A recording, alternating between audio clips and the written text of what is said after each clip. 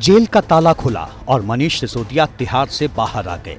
17 महीने बाद सलाखों के पीछे से बाहर उन्होंने खुली हवा में सांस ली।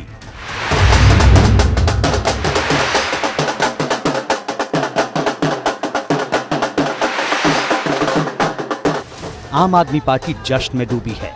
सुप्रीम कोर्ट से मनीष सिसोदिया को जमानत मिलने की खबर से पार्टी में खुशी की लहर दौड़ गई, मनोबल मजबूत हो गया। सिसोदिया का कद पार्टी में नंबर 2 का रहा है। ऐसे में जब केजरीवाल जेल में बंद हैं, तो सिसोदिया को जमानत मिलना एक बड़ा मौका है।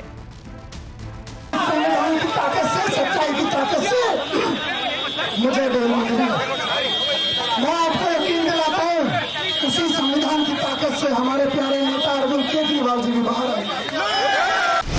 सिसोदिया शराब घोटाला केस में 26 फरवरी 2023 से ही जेल में थे। आखिरकार जमानत मिल गई। इस खबर ने आम आदमी पार्टी के मनोबल को 7वें आसमान पर पहुंचा दिया। कार्यकर्ताओं का जोश दोगुना हो गया। पार्टी इसे इंसाफ की जीत बता रही है। 17 महीने आपने एक ऐसे व्यक्ति को जेल में रखा जिसके खिलाफ एक सबूत नहीं था, 1 रुपए की पैसे की बरामदगी नहीं हुई। 17 महीने आपने सिर्फ और सिर्फ एक प्रयास किया, मनीष सिसोदिया कैसे जेल में रहे। आज माननीय सर्वोच्च न्यायालय का फैसला न्याय व्यवस्था की जीत है, लोकतंत्र की जीत है। सुप्रीम कोर्ट से जमानत का ये आदेश सीबीआई और ईडी दोनों की तरफ से दर्ज केस में आया है।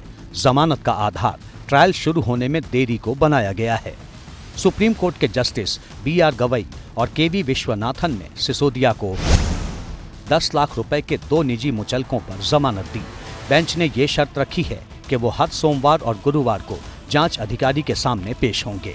अपना पासपोर्ट निचली अदालत में जमा करवाएं, गवाहों और सबूतों को प्रभावित न करें। हालांकि कोर्ट ने ये शर्त लगाने से मना कर दिया कि सिसोदिया को दिल्ली सचिवालय जाने से रोका जाए। इसकी मांग ईडी ने की थी। सुप्रीम कोर्ट ने यह भी कहा है कि जो इन्होंने बयान दिया था कोर्ट में ईडी ने कि ट्रायल जो है वो खत्म हो जाएगा 6 से 8 महीने में, ये बिल्कुल सरासर ऐसा लगता नहीं है। सुप्रीम कोर्ट ने यह भी कहा कि 463 गवाह हैं और लगभग 60,000 पेजेस की जो है दस्तावेज है, तो इस पे ट्रायल अभी जो है खत्म नहीं हो सकता। सुप्रीम कोर्ट ने जमानत देते समय ये साफ कर दिया कि वो केस के फैक्ट्स पर बात नहीं कर रहा। अदालत ने 2 टूक कहा कि लोअर कोर्ट के रिकॉर्ड को देखकर नहीं लगता कि खुद सिसोदिया ने इतने आवेदन दाखिल किए हैं जिससे मुकदमा शुरू होने में देरी हुई हो। ऐसे में बिना वजह उनके व्यक्तिगत स्वतंत्रता के मौलिक अधिकार का हनन नहीं किया जा सकता।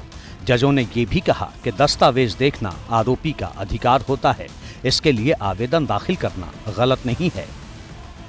दरअसल पिछले साल अक्टूबर में सुप्रीम कोर्ट ने जांच एजेंसी के इस भरोसे के बाद मनीष सिसोदिया को जमानत नहीं दी थी कि मुकदमे का ट्रायल 6 से 8 महीने में पूरा हो जाएगा।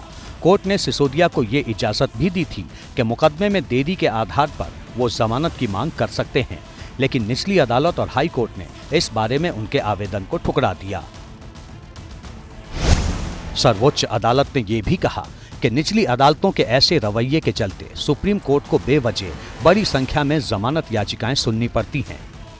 17 महीने सीबीआई और ईडी ने दिल्ली के उप मुख्यमंत्री को जेल में रखा और धिक्कार है ऐसी एजेंसी पर जिसको आज तक एक सबूत नहीं मिला चवन्नी का। इस बात का अफसोस है कि जो बिल उनको 1 साल पहले मिल जानी चाहिए थी, न्यायिक प्रक्रिया में डिले की वजह से आज 17 महीने बाद वो बेल मिली है। जब सिसोदिया को बेल मिलने की खबर आई थी तो आतिशी के आंसू छलक पड़े। ये खुशी के आंसू थे।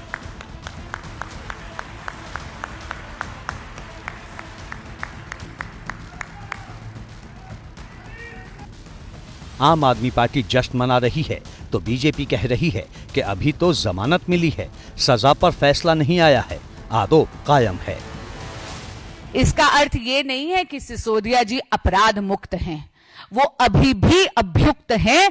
माननीय मनीष सिसोदिया जी ऐसे दिल्ली के शिक्षा मंत्री हैं जो दिल्ली की बच्चों को पाठशाला से मधुशाला तक ले जाने का पाप कर चुके हैं। कल को बरी हो जाएंगे, कहेंगे सिर्फ बरी ही तो हुए हैं।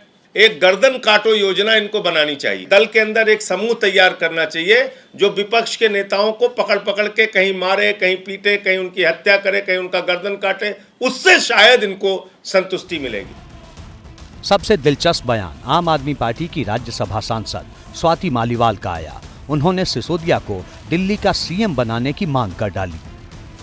मुझे बहुत खुशी है कि मनीष सिसोदिया जी को आज जमानत मिल गई है। चाहती हूँ कि वो पूरी तरीके से दिल्ली सरकार को लीड करें और बहुत अच्छे से दिल्ली के लिए काम करें।